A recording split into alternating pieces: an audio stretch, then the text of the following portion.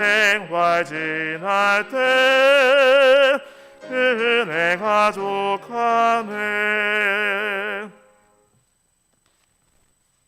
네, 다시 인사드리겠습니다. 네, 모든 성도 여러분 3일간 평안하셨습니까? 네, 우리 날씨는 점점 더 따뜻해지고 산천초목이 더 아름다워집니다. 우리의 모든 삶에 때로는 좋은 일도 있고 또 당황스러운 일도 있겠지만 하나님께서 생명으로 자연계, 천연계를 채우시듯이 저와 여러분의 마음과 가정에 풍성한 복으로 채워주시길 간절히 바랍니다. 우리 특별히 기도에도 말씀하셨지만 우리 여러 가지 치료 받으시는 병상에 주님의 은혜와 치유의 손길이 함께 하시길 바라고요. 그다음에 우리 또 젊은이들은 이제 시험을 보는 기간이더라고요. 또 그들의 기도하고 또 시험 문제 앞에 있을 때 하나님께서 지혜 주시길 간절히 바랍니다. 오늘은 여러분과 함께 신약성경 고린도후서 1장 3절로 11절에 있는 말씀을 가지고 이 고난의 유익이라는 제목으로 은혜를 나누고자 합니다. 네, 오늘의 주제 성구는 시편에 있는 말씀을 가져와 봤습니다. 시편 119편 71절인데요. 네, 함께 같이 읽으실까요?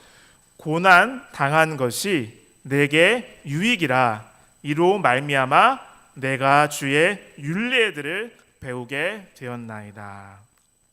이 말씀을 공동 번역 성경에서는 고생도 나에겐 유익한 일, 그것이 당신 뜻을 알려줍니다라고 기록하고 있습니다. 여러분, 고생, 젊어서 고생은 사서도 한다라는 말도 있지만 솔직히 고생 스스로 자처하길 바라는 분들이 과연 있을까요? 고난은 누구나 피하고 싶은 것입니다. 그리고 아픔은 누구에게나 힘들지요. 그러나 이 말씀에서 고난 당하는 것이 유익하다라고 이야기를 하고 있습니다. 오늘의 본문의 말씀은 고린도후서 1장 3절로 11절인데요. 아시다시피 바울이 고린도 교회에 보내는 두 번째 편지로서 전해진 책입니다. 서두 부분에 인사를 하면서 사도 바울은 여기서는 약간 독특한 이야기를 좀 하고 있습니다. 3절로부터 11절에 있는 말씀인데 그렇게 길지가 않기 때문에 함께 같이 읽어보겠습니다. 고린도후서 1장 3절로 11절입니다. 찬송하리로다. 그는 우리 주 예수 그리스도의 하나님이시요 자비의 아버지시요 모든 위로의 하나님이시며 우리의 모든 환난 중에서 우리를 위로하사 우리로 하여금 하나님께 받는 위로로서 모든 환난 중에 있는 자들을 능히 위로하게 하시는 이시로다. 그리스도의 고난이 우리에게 넘친 것 같이 우리가 받는 위로도 그리스도로 말미암아 넘치는도다. 우리가 환난 당하는 것도 너희가 위로와 구원을 받게 하려는 것이요 우리가 위로를 받는 것도 너희가 위로를 받게 하려는 것이니 이 위로가 너희 속에 역사하여 우리가 받는 것 같은 고난을 너희도 견디게 하느니라. 너희를 위한 우리의 소망이 견고함은 너희가 고난에 참여하는 자가 된 것 같이 위로에도 그러할 줄을 알미라. 형제들아, 우리가 아시아에서 당한 환난을 너희가 모르기를 원하지 아니하노니 힘에 겹도록 심한 고난을 당하여 살 소망까지 끊어지고 우리는 우리 자신이 사형 선고를 받은 줄 알았으니 이는 우리로 자기를 의지하지 말고 오직 죽은 자를 다시 살리시는 하나님만 의지하게 하심이라. 그가 이같이 큰 사망에서 우리를 건지셨고 또 건지실 것이며 이후에도 건지시기를 그에게 바라노라. 11절입니다. 너희도 우리를 위하여 간구함으로 도우라. 이는 우리가 많은 사람의 기도로 얻은 은사로 말미암아 많은 사람이 우리를 위하여 감사하게 하려 함이라.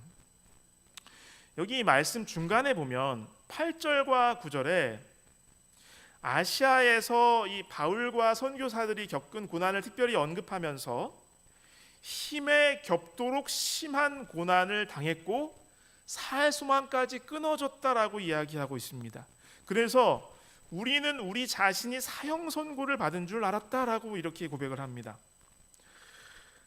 여러분, 그 대단한 사도 바울도 이럴 때가 있었어요. 이 사도 바울의 일행은 너무나 극심한 고난을 겪었음을 편지를 통해 고백하고 있습니다. 때때로 우리 성도의 삶에도 어려움이 불현듯 다가옵니다. 몸이나 마음의 고난, 혹은 가족이나 하는 일의 어려움이 닥칠 때가 있지요. 이 말씀을 묵상하면서 고난이 주는 유익을 함께 나누고자 하는데요. 첫 번째, 이 말씀을 통해서 우리가 기억해야 될 교훈은요, 고난 당할 때 비로소 우리는 위로의 하나님을 체험하게 된다고 하는 것입니다. 고난 당할 때 우리는 위로의 하나님을 체험하게 된다고 하는 것이죠. 여기 3절로 5절에 있는 말씀을 제가 다시 좀 읽겠습니다. 한 절 한 절 좀 읽어보겠는데요. 찬송하리로다. 그는 우리 주 예수 그리스도의 하나님이시요 자비의 아버지시요 모든 위로의 하나님이시며 우리의 모든 환난 중에서 우리를 위로하사 우리로 하여금 하나님께 받는 위로로서 모든 환난 중에 있는 자들을 능히 위로하게 하시는 이시로다. 그리스도의 고난이 우리에게 넘친 것 같이 우리가 받는 위로도 그리스도로 말미암아 넘치는도다라고 이야기하고 있습니다. 우리가 섬기는 하나님은요, 자비의 아버지시고 모든 위로의 하나님이십니다. 여기서 사도 바울은 또 특별한 표현을 사용하고 있는데요. 그리스도의 고난이 우리에게 넘쳤다라고 이렇게 이야기합니다. 이것은 두 가지 의미로 볼 수 있다고 우리 본교 성경 주석도 해설하고 있는데요. 하나는 바로 그리스도를 따르는 사람들이 신실하게 주의 사업을 하다가 받게 되는 그런 고난입니다. 그리스도를 위해 견디는 고난이죠. 혹은 예수 그리스도의 그 극심한 고난, 넘치는 고난으로 우리를 구원하신 그런 것을 의미할 수도 있습니다. 그런데 그런 것처럼 그리스도의 넘치는 위로가 우리에게 있다라고 고백하고 있습니다. 여러분 많이 아시는 이사야 53장 3절에 예수님의 사역과 예수님의 그 삶을 예언한 장이지요. 그는 멸시를 받아 사람들에게 버림받았으며 간고를 많이 겪었으며 질고를 아는 자라. 이게 병고입니다. 질병의 고통을 이야기하는 거예요. 마치 사람들이 그에게서 얼굴을 가리는 것 같이 멸시를 당하였고 우리도 그를 귀히 여기지 아니하였도다. 여러분, 우리 주님은요, 질병의 고통을 아시는 분이십니다. 여기 이사야 38장 5절에는요, 그 히스기야의 그 병과 치유 사건의 그 이야기 잘 아시죠? 거기서 선지자를 통해서 이런 기별을 히스기야에게 주시는 것을 우리는 기억합니다. 너는 가서 히스기야에게 이르기를 내 조상 다윗의 하나님 여호와께서 이같이 말씀하시기를 내가 내 기도를 들었고 내 눈물을 보았노라.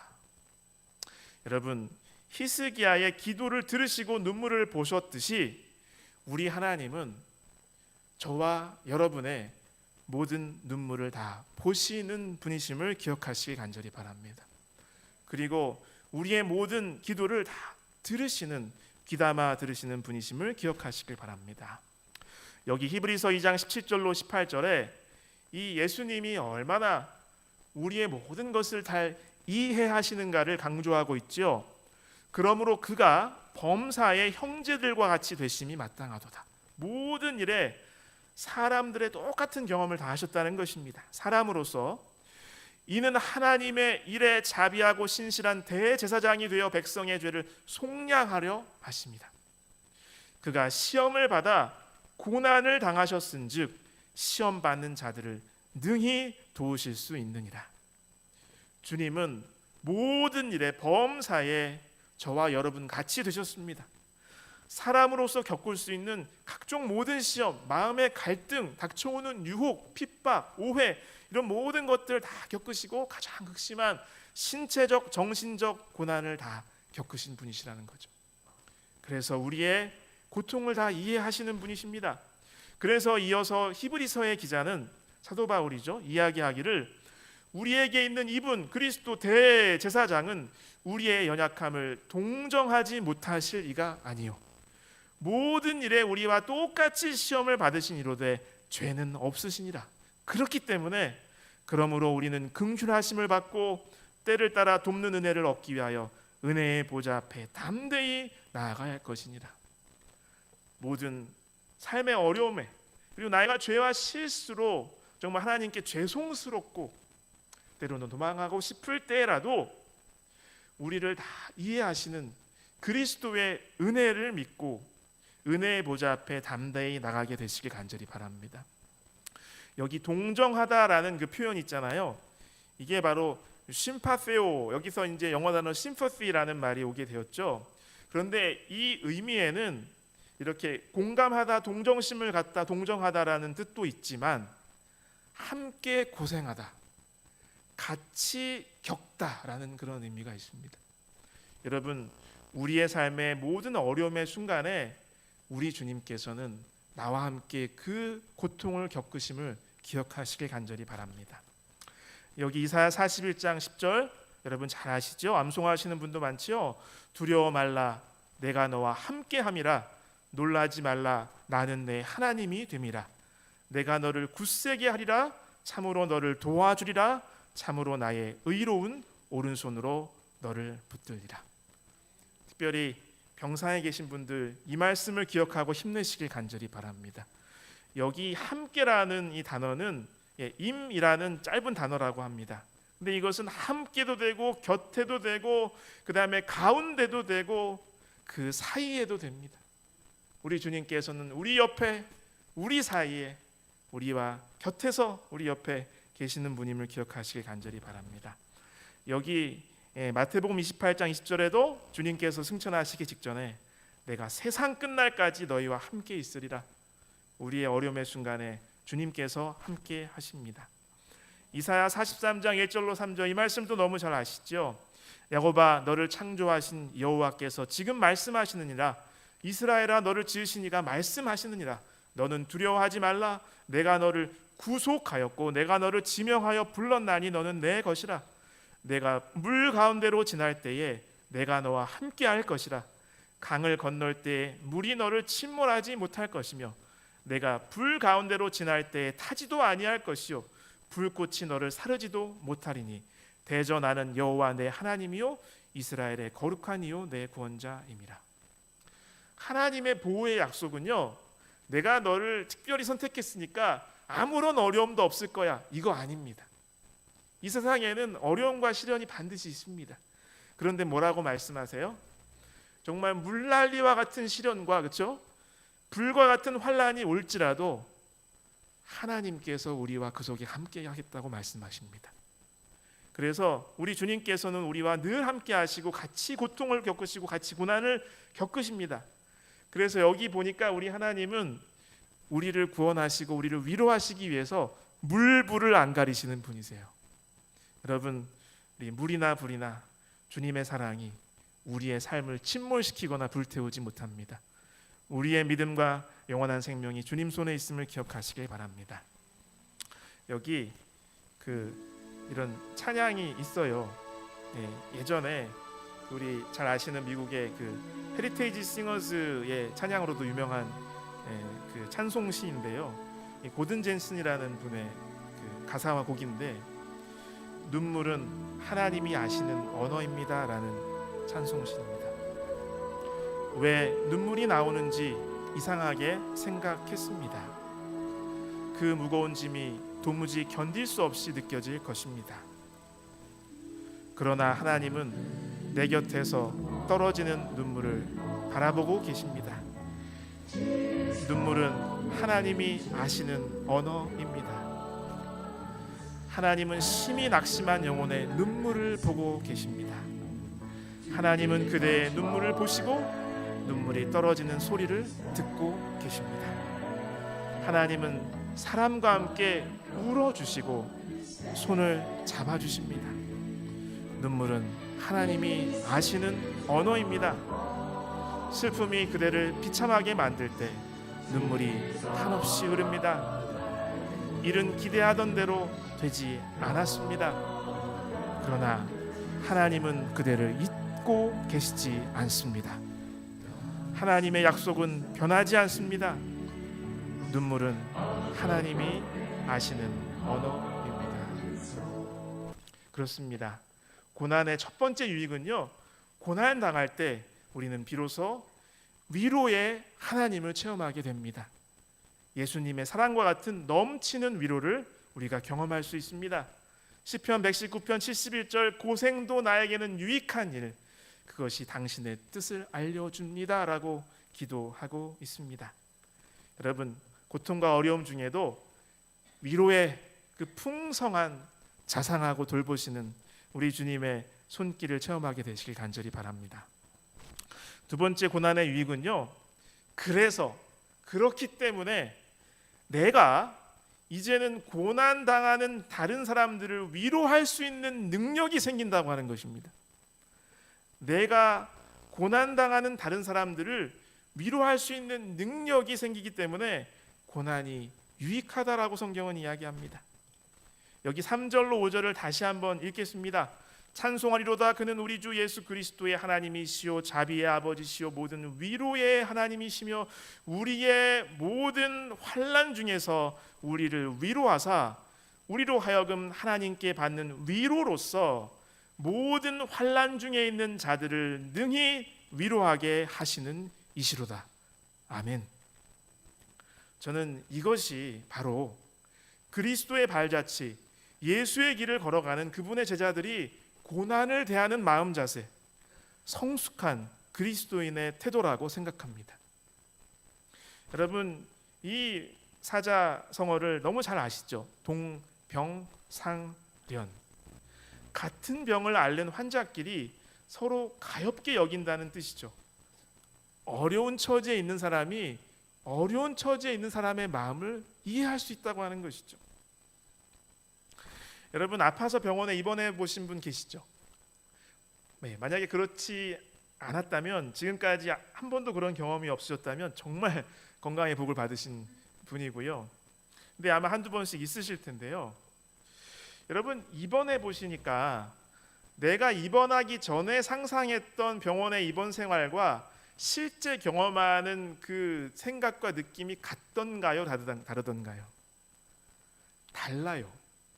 삼육병원의 원목실에서 좀 섬기던 적이 있었죠. 그때는 간호과 실습생들이 이 원목실에 와서 실습을 했었어요. 그래서 한 주는 건강교육과 금연교육을 실습을 하고 한 주는 이 원목실에서 환자들 이렇게 가서 기도해주고 하는 모든 것들을 같이 합니다.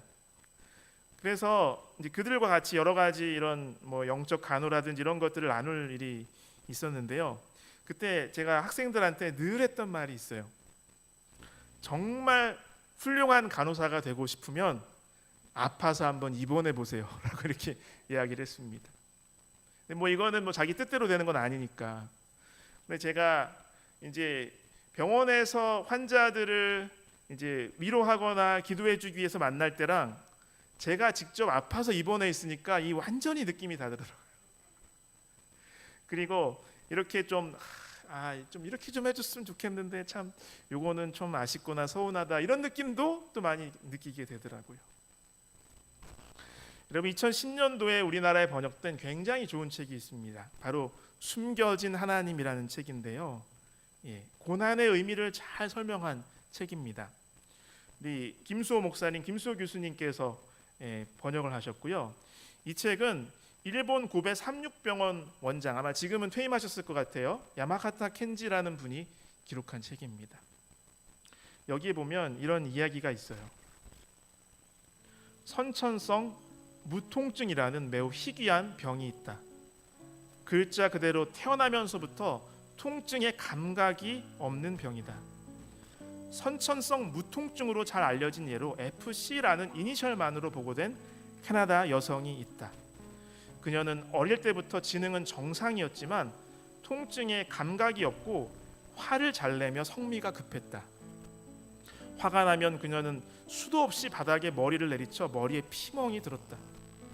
세사할 때 모르고 뜨거운 난로 위에 발을 얹어 3도의 화상을 입었지만 아무런 통증도 느끼지 못했다. 그리고 겨울철에는 여러 번 동상에 걸렸다. 염증에 수반하는 통증이 없기 때문에 감염되어도 이를 알 수가 없다.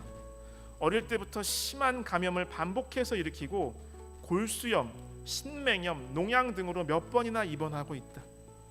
혀는 이미 여러 번이나 깨문 탓으로 변형되어 있었다. 또한 관절은 통증에 의한 방어 기능이 없기 때문에 관절염에 의한 변형을 일으키고 몇 번인가 정형외과 수술을 받았다. 그녀는 양쪽 어깨 관절을 자기가 탈구시키고 다시 원래 상태로 끼워 넣을 수 있었다고 한다. 22살 때 그녀의 무통증에 대해 상세한 검사를 했다. 보고서는 다음과 같이 언급한다. 통증의 감각이나 통증에 대한 통상적인 반응이 완전히 결여되어 있다. 그녀는 29살 때 포도구균에 의한 좌측 고관절염을 일으켰으며 1개월 후에 폐렴이 병발하여 사망하였다. 이 여성의 예는 통증이 없는 세계의 비극을 말해주고 있다. 통증이 없기 때문에 다쳐도 모른다. 상처는 그대로 방치되고 균이 들어가서 심각한 감염을 일으키게 된다. 또한 제어작용으로서의 통증이 없기 때문에 너무 힘을 주어 자신의 뼈를 부러뜨리거나 근육이나 관절에 상처를 입힌다. 자신의 치아를 빼거나 자신의 안구를 빼내거나 하는 어린이들의 예도 보고된 바 있다. 지능은 정상이지만 공통적으로 성미가 급해서 화를 잘 내고 자기중심적이며 동시에 성격 또한 냉담했다. 아픔을 모르는 자는 남의 아픔도 알 수 없는 것이다. 아픔은 우리가 건강한 생활과 생명을 유지하는 데 있어서 불가결할 뿐 아니라 인격을 형성하는 데 있어서도 지극히 중요한 것임을 이 질환은 말해주고 있다. 언제나 고통은 고통스럽고 아픔은 아프다. 그러나 사람은 고통으로 인해 비로소 인간답게 되는 것이다. 그렇죠. 여기 고린도후서 1장 4절에는 우리의 모든 환난 중에서 우리를 위로하사 하나님께서 주시는 위로를 경험해서 우리로 하여금 하나님께 받는 위로로서 모든 환난 중에 있는 다른 이들을 능히 위로하게 하시는 분이 하나님이시라고 찬양하고 있습니다. 여기 계속해서 한 사례를 더 소개해드리겠는데요. 통증과 싸운다라는 책이 있다. 이것은 통증 전문가였던 기요하라 미치오가 악성 흑색종으로 오른쪽 다리에 절단 수술을 받은 후 재발과 수술을 몇 번이나 반복하다가 결국 죽음에 이르기까지의 기록이다. 의사였던 자가 환자가 되고 의료를 하는 쪽과 받는 쪽의 양쪽의 입장에서 의료를 깊이 통찰하는 데 이 책의 가치가 있다. 그의 상사 야마무라 히데오는 이 책의 서문에서 기요하라의 의사로서의 인간적인 성장 과정을 다음과 같이 기록했다. 악성 흑색종으로 수술을 받았을 때 그는 앞으로 1년 내지 2년 정도밖에 살 수 없으리라 각오한 것 같다. 이러한 경우 어떻게 살아갈지는 사람마다 제각각이겠지만 적어도 그는 마지막까지 환자를 치료하고 또한 통증에 대한 새로운 이해를 전하려고 노력했다. 특히 나는 괴로워하는 환자를 의사가 치료하는 것이 아니라 같은 괴로움을 가진 의사가 공감하며 진료하는 태도로 변해간 것에 대해 놀랐다. 사실 기요하라 군은 환자에게 친절한 의사는 결코 아니었다. 기요하라 군에게 혼나서 울었던 환자도 몇 사람인가 있다. 그러나 이제 그는 완전히 환자 편에 서서 환자의 입장에서 사물을 보는 의사로 변모하였다. 그는 어떻게 의사이면서도 환자 쪽에서 사물을 볼 수 있었을까? 분명 그 자신이 환자가 되고 그 아픔의 경험을 공유했기 때문일 것이다. 여기 유대교 신학자로서 그리스도교로 개정해서 많은 좋은 저수를 남긴 로버트 고르디스라는 미국 사람이 있습니다. 그의 글에서 한 번은 이렇게 언급을 했어요. 고통당한 적이 없는 사람들이 얼마나 참을성 없는 자들인지는 인생의 모든 방면에서 가르쳐준다. 좌절과 비애야말로 인간이 그 형제들과 공감하고 교제하기 위한 여건이다. 그렇습니다. 고난의 두 번째 유익은요, 주님의 위로를 우리가 경험해서 그러한 비슷한 고난에 당하는 다른 이들을 위로할 수 있는 능력이 우리에게 생기게 된다고 하는 것입니다. 시편 119편 71절 고생도 나에게 유익한 일 그것이 당신 뜻을 알려줍니다. 여러분 때때로 원치 않지만 불현듯 다가오는 어려움 속에서 위로의 주님 많은 다른 사람들이 나의 고난 때문에 용기를 얻는다고 사도 바울은 이야기하고 있어요. 여기 6절로 7절에 있는 말씀을 제가 다시 읽겠습니다. 우리가 환난 당하는 것도 너희가 위로와 구원을 받게 하려는 것이요 우리가 위로를 받는 것도 너희가 위로를 받게 하려는 것이니 이 위로가 너희 속에 역사하여 우리가 받는 것 같은 고난을 너희도 견디게 하느니라.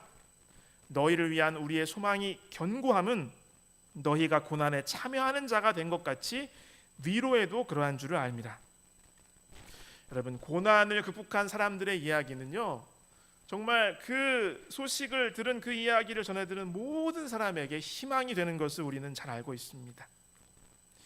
여러분 이분 아시죠? 요즘은 좀 나이도 좀 드셨고 활동을 활발히 하지는 않으시는 것 같은데요. 가수잖아요. 복음성가 가수 레나 마리아. 발로 이렇게 모든 생활을 하시고 그렇죠? 젊었을 때 막 수영 메달도 따고 그런 분이죠. 그 다음에 조엘이라는 청년의 이야기가 있습니다. 이분도 나이가 많이 먹었는데 이 교통사고와 어린 시절에 전신 화상을 통해서 다 이렇게 손목 발목 다 이렇게 절단하고 어려움 중에 있었지만 신실하게 믿음으로 삶으로써 많은 사람들에게 희망을 주었죠. 이분 아시죠? 그 이지선 씨 그렇죠? 지선아 사랑해라는 그런 책과 또 많은 인터뷰나 이런 걸로도 간증으로 유명하지 않습니까?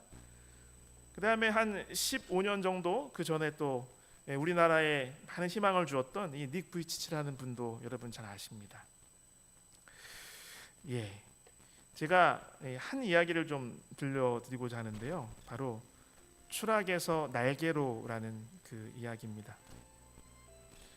1967년 7월 30일 조니 이렉슨이 17세 되던 때 미국 동부 해안에서 다이빙을 즐기고 있던 그녀는 실수로 얕은 물에 뛰어들어 머리를 바위에 부딪혀 목뼈가 부러지고 맙니다.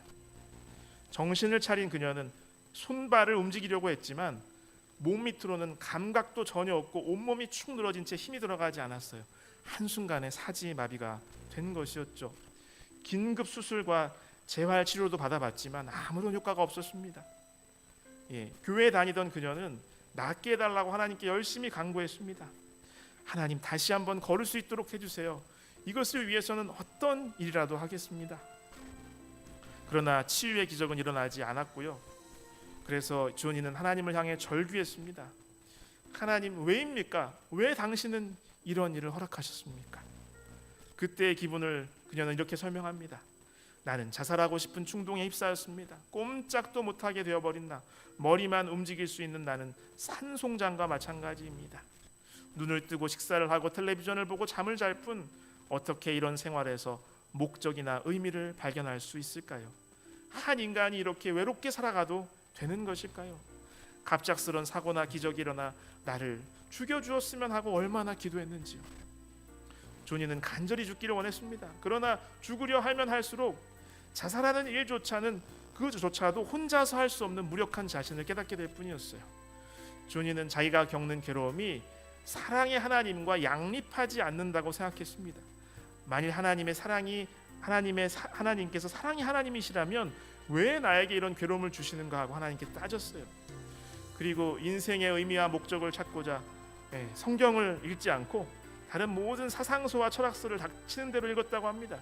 그러나 알면 알고 지식이 쌓이면 쌓일수록 혼란만 커져갔습니다. 논리적이며 합리적인 어떤 이론을 만났다 하면 또 다른 걸 읽으면 서로 모순이 생기는 거예요. 도대체 무엇이 진리인지 알 수가 없게 되어버렸습니다. 혼란에 가득 찬 그녀는 필사적으로 기도했습니다. 하나님, 저는 두 가지 중 하나를 택해야 합니다. 당신이 계시든지 아니면 계시지 않든지 어느 한쪽입니다. 당신이 계시지 않는다면 제가 살아야 하는 논리적인 이유는 사라집니다. 하나님을 믿는 사람은 의미 없는 일을 하고 있는 것일까요? 말씀해 주세요. 자기 자신을 속여도 되는 것입니까? 인생은 대부분 불합리합니다.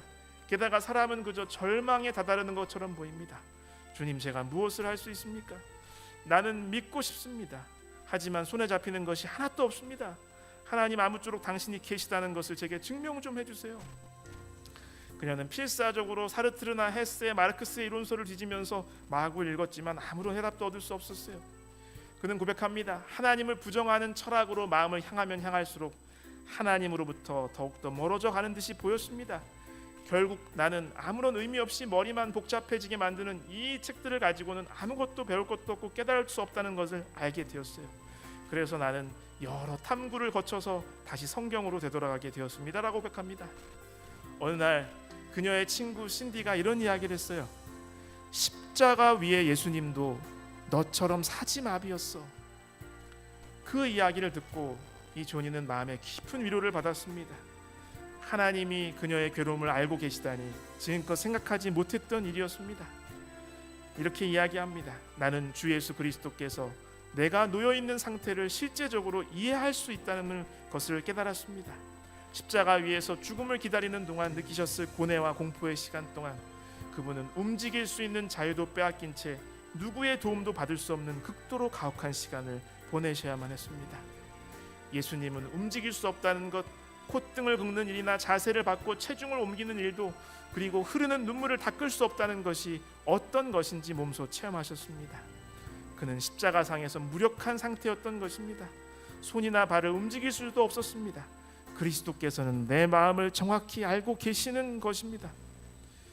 이러한 깨달음을 얻었지만 완전히 불신과 절망에서 벗어나기까지, 하나님에 대한 신뢰와 희망을 얻기까지 3년 이상 계속 기도와 눈물로 투쟁했다고 합니다. 그 결과 하나님과 마침내 깊은 교제를 나누게 되었는데요. 이렇게 고백을 합니다. 하나님은 믿을 수 없을 만큼 나와 가까운 분이 되셨습니다. 나는 친구나 가족이 보여주는 사랑이 어떤 영향을 가져왔는지 보아왔습니다. 그리고 하나님께서도 나를 사랑해 주셨다는 사실을 알게 되었습니다. 하나님 외에는 어느 것 하나 의지할 데 없다는 것, 나는 그것이 놀라운 사치라고 믿습니다. 이러한 사치를 누리고 있는 사람은 그다지 많지 않습니다. 우주를 창조하신 인격적인 하나님이 나의 인생의 발걸음 가운데 살아서 역사하신다는 사실에 나는 압도되었습니다. 하나님은 나를 매력적이며 가치 있는 자로 만들어 주셨습니다. 이것은 하나님 없이는 불가능. 나는 사지가 마비된 사람입니다. 두렵고도 피하고픈 일입니다. 나는 묻습니다. 하나님, 그럼에도 여전히 나를 사용해 주시겠습니까? 이런 나라도 여전히 하나님을 예배하고 하나님을 사랑할 수 있습니까? 그래, 할 수 있다고 하나님은 가르쳐 주셨습니다. 조니는 드디어 입으로 글씨 쓰기를 익히게 되었고요. 또한 그림도 그리게 되었습니다. 그러던 중에 어떤 그리스도인 실업가의 눈에 들어서 개인 전시를 하게 되었고요. 개인전도 대성공을 거두고 또 이렇게 뉴스를 타게 되었어요. 그래서 이렇게 집중적으로 회자가 되면서 자신의 경험을 간증하며 여러 가지 사역들을 하게 되었는데요. 이렇게 고백합니다. 만일 내가 목표가 부러지지 않았다면 지금 나는 어떻게 되어 있을까 생각하면 소름이 끼치곤 합니다. 처음에는 왜 하나님이 그것을 허락하셨는지 몰랐지만 지금은 분명히 압니다. 하나님은 내가 건강할 때보다도 마비되어 있는 상태를 통해 훨씬 큰 영광을 받으셨습니다. 여러분은 전혀 이해가 되지 않을지도 모르겠습니다만 그 일이 얼마나 나의 마음을 풍요롭게 했는지요. 그림을 그리면 언제나 PTL이라는 사인을 남긴다고 합니다. 바로 Praise the Lord, 주님을 찬양하라라는 그러한 외침인 것이죠. 여러분, 이분이 조니 이렉슨 타다라는 분인데요. 그는 많은 저술가로도 사역을 했고요. 라디오 방송을 진행하기도 했고요. 조니와 친구들이라는 장애인을 돕는 사역을 통해서 수많은 사람들의 절망에 빠진 사람들을 주님께로 이끄는 일을 하였습니다. 고난의 세 번째 유익은요, 고난당하는 다른 많은 사람들이 나의 고난 때문에 용기를 얻는다. 네 번째는요, 바로 오직 하나님만 의지하는 성숙한 믿음으로 자라게 한다고 하는 것입니다. 여기 8절로 10절에 있는 말씀을 제가 읽겠습니다. 형제들아, 우리가 아시아에서 당한 환난을 너희가 모르기를 원하지 아니하노니 힘에 겹도록 심한 고난을 당하여 살 수만까지 끊어지고 우리는 우리 자신이 사형 선고를 받은 줄 알았으니 오히려 이 고난을 통해서 우리로 자신을 의지하지 말고 오직 죽은 자를 다시 살리시는 하나님만 의지하게 하심이라. 그가 이같이 큰 사망에서 우리를 건지셨고 또 건지실 것이며 이후에도 건지시기를 그에게 바라노라. 가장 절망적인 경험을 통해서 내가 죽더라도 사망을 생명으로 바꾸시고 부활시켜 주시는, 다시 살려주시는 하나님만 의지하는 믿음을 배우게 되었다는 것이죠. 여러분, 고난은 우리가 많이 이야기하는 신앙생활의 광야 체험인 것입니다. 우리 서두에 주제성구에서 이야기한 바와 같이, 그래서 같은 맥락에서 고난당한 것이 내게 유익이라 이로 말미암아 내가 주의 율례들을 배우게 되었나이다라고 고백합니다. 우리 젊은이들이 또 수년 전부터 많이 부르는 그런 찬양의 가사에 광야를 지나며라는 찬양이 있죠. 거기 보시면 이런 가사가 나옵니다. 주님만 내 도움이 되시고 주님만 내 빛이 되시는, 주님만 내 친구 되시는 광야, 주님 손 놓고는 단 하루도 살 수 없는 곳 광야, 광야에 서 있네. 그곳에서 하나님을 독대하고 하나님의 섭리와 능력을 경험한다는 것입니다.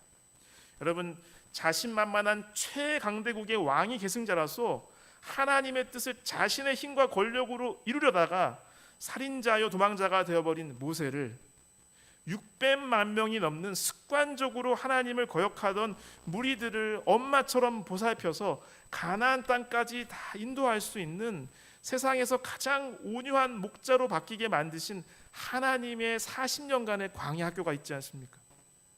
노예 집단이었던 이스라엘 민족이 하나님의 돌보심과 연단을 통해서 하늘 왕의 승리하는 군대로 만들었던 40년간의 광야 훈련소도 우리가 기억합니다. 주님을 정말로 사랑하고 순종하는 삶을 살기 위해서 애썼지만 아직은 미성숙하고 때로는 젊은 혈기를 주체하지 못해서 실수도 했던 다윗을 민족과 국가의 중흥을 이끄는 큰 지도자로 훈련시킨 약 10년간의 도망자 생활, 그것은 하나님의 광야 수련 프로그램이었습니다. 우리 주님께서 사랑과 봉사의 희생의 공생애를 준비하시기 위해서 아버지 하나님과 홀로 만나서 기도로 깊이 교제를 나누셨던 장소가 바로 광야였죠.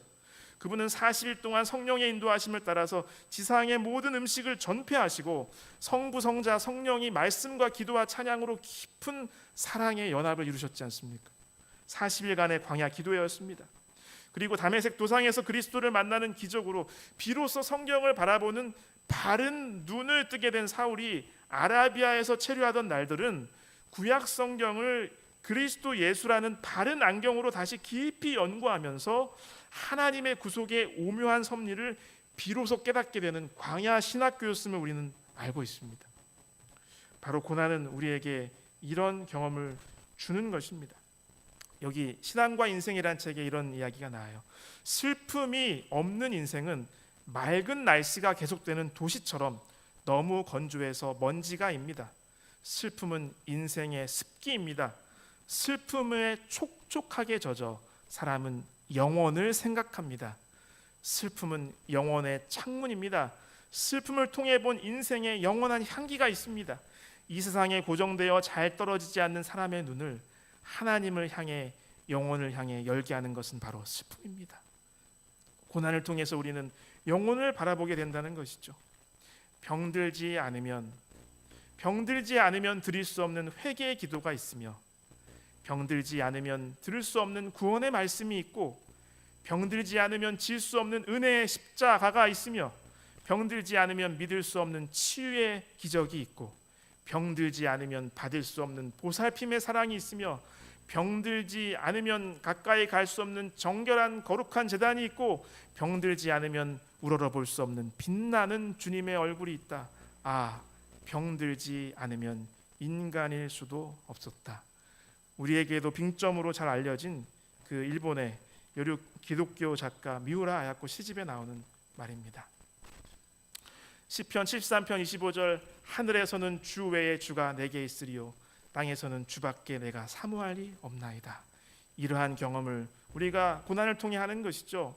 여기 베드로전서 1장 6절로 7절입니다. 그러므로 너희가 이제 여러 가지 시험으로 말미암아 잠깐 근심하게 되지 않을 수 없었으나 오히려 크게 기뻐하는도다.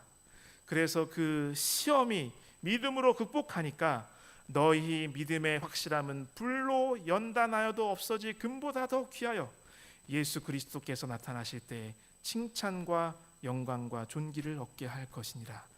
고난을 통해서 우리가 이것을 누리게 된다고 하는 것입니다. 고난의 유익 네 번째로, 우리는 고난을 통해서 오직 하나님만 의지하는 성숙한 믿음으로 자라게 된다라고 하는 것입니다. 그래서 결론적으로 사도 바울은 이 본문에서 그러므로 기도하라, 우리를 위해서 기도해 주십시오, 함께 기도합시다 라고 이렇게 이야기하고 있습니다. 본문의 마지막 부분입니다. 10절로 11절, 그가 이같이 큰 사망에서 우리를 건지셨고 또 건지실 것이며 그 이후에도 건지시기를 그에게 바라노라. 11절 함께 읽겠습니다. 너희도 우리를 위하여 간구함으로 도우라. 이는 우리가 많은 사람의 기도로 얻은 은사로 말미암아 많은 사람이 우리를 위하여 감사하게 하려 함이라. 그렇습니다. 빌립보서 4장 6절로 7절 말씀 다 읽지는 않겠습니다. 염려가 생기시거든 그것을 기도로 바꾸셔서 우리 마음을 주의 위로와 평안으로 지키라는 사도 바울의 그 권면이 바로 고난 중에서 죽은 자 가운데서 다시 살리시는 예수님을 체험한 우리를 위해서 함께 기도합시다 호소하는 그 호소 가운데 들어있다고 생각합니다. 그러므로 고난 당할 때는 기도하시고 기도해 주시기를 간절히 바랍니다. 이제 말씀을 맺으면서 오늘 우리 사도 바울의 고백을 통해서 고난의 유익을 우리가 살펴보았습니다. 고난을 통해서 우리는 위로의 하나님을 체험하게 되고, 그래서 내가 고난당하는 다른 사람들을 위로할 수 있는 능력이 생기게 되며, 그리고 그래서 나의 고난 때문에 다른 사람들이 용기와 희망을 갖게 되고, 우리는 고난을 통해서 하나님만 의지하는 성숙한 믿음으로 자라게 되는 것입니다. 그러므로 때때로 정말 피하고 싶지만 고난과 어려움을 만나시거든 기도하시고 고난을 통해서 성숙하게 되시길 간절히 바랍니다.